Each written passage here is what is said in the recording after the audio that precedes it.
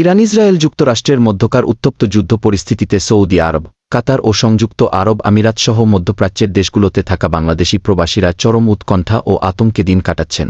ইরানের পাল্টাপাল্টি ক্ষেপণাস্ত্র ও ড্রোন হামলার কারণে এখন পর্যন্ত বেশ কয়েকজন বাংলাদেশি হতাহত হওয়ার খবর পাওয়া গেছে। সর্বশেষ তথ্য অনুযায়ী মধ্যপ্রাচ্যের বিভিন্ন দেশে ইরানের হামলায় অন্তত ৫ জন বাংলাদেশি নিহত হয়েছেন এবং অনেকে আহত হয়েছেন। সৌদি আরবের আল খার্জ এলাকায় একটি শ্রমিক ক্যাম্পে ইরানি ক্ষেপণাস্ত্র হামলায় ৩ জন বাংলাদেশি নিহত হয়েছেন।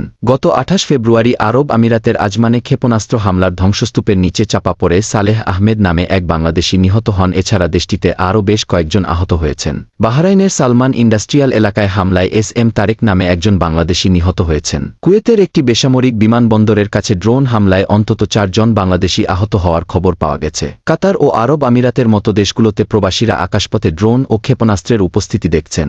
অনেক এলাকায় জরুরি সাইরেন বাজার পর প্রবাসীদের দিনের পর দিন ঘরের ভেতরে থাকতে হচ্ছে। আকাশপথ বন্ধ হয়ে যাওয়ায় বহু প্রবাসী আটকা পড়েছেন। তবে কাতার, কুয়েত ও আরব আমিরাত সরকার প্রবাসীদের জন্য ভিসার মেয়াদ ১ মাস বৃদ্ধি করেছে। বাংলাদেশ দূতাবাসগুলো প্রবাসীদের সামরিক স্থাপনা থেকে দূরে থাকতে এবং অপ্রয়োজনে ঘরের বাইরে না যাওয়ার পরামর্শ দিয়েছে। এছাড়া সামরিক কার্যক্রমের ছবি বা ভিডিও তোলা বাহরাইন সহ অন্যান্য দেশে কঠোরভাবে নিষিদ্ধ করা হয়েছে। বাংলাদেশ সরকার ইতিমধ্যে ইরান সহ ঝুঁকিপূর্ণ এলাকা থেকে প্রবাসীদের ফিরিয়ে আনার প্রক্রিয়া শুরু করেছে। যে কোনো জরুরি প্রয়োজনে প্রবাসীদের জন্য বাংলাদেশ মিশনগুলো হটলাইন চালু করেছে।